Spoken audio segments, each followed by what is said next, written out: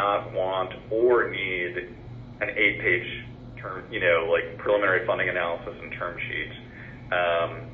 We're trying to keep it like small, easy, quick, but just you can see the layout, how like theirs is so much more professional than ours, basically. So, Ethan, is the case that you are able to make a commitment earlier in the relationship than your competition? Yes. Okay, and I'm trying to sum up here, and this this indicative term sheet as it exists today, that some folks, because it has the marketing section intermingled with the indicative term section, they're feeling that it's not official, it's not binding, it's not professional enough. Is that accurate? I think the not professional enough is more about the layout of the terms than the marketing side of it. Yeah.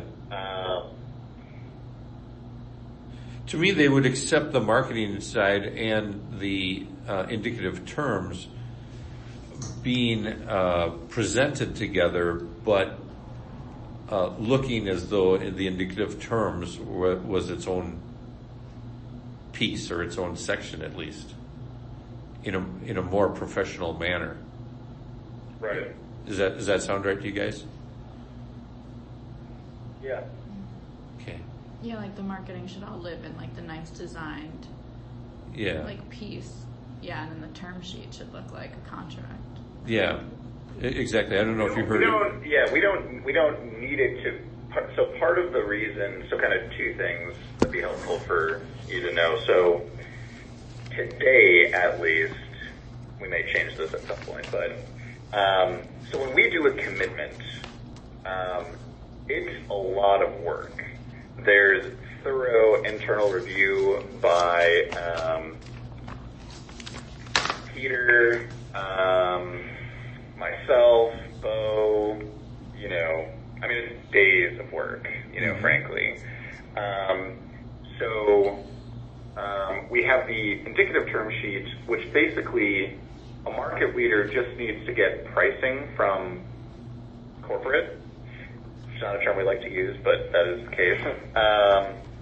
And then it actually does not need to go through review process. Many do, many don't.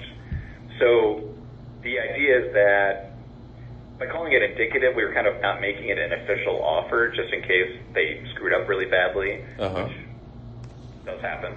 Now, we can change that. I don't want to change it from the perspective of, like, there should be no signature page. No, you're saying there should be no signature page, is that right?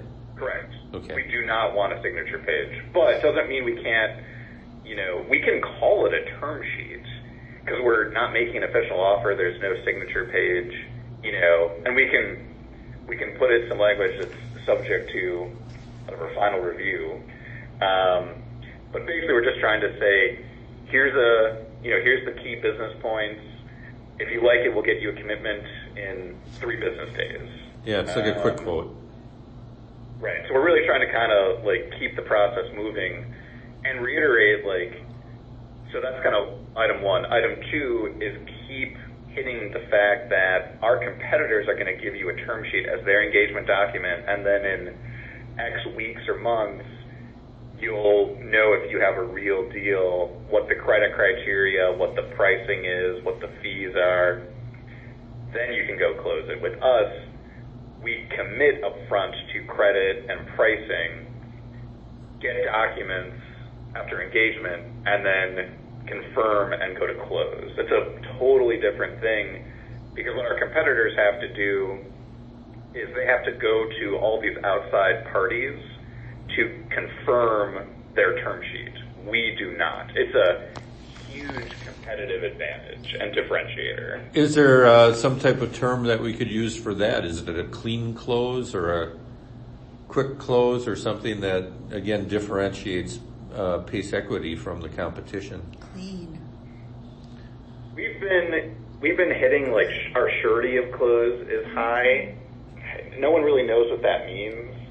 To someone who's sophisticated in the world of commercial real estate and finance,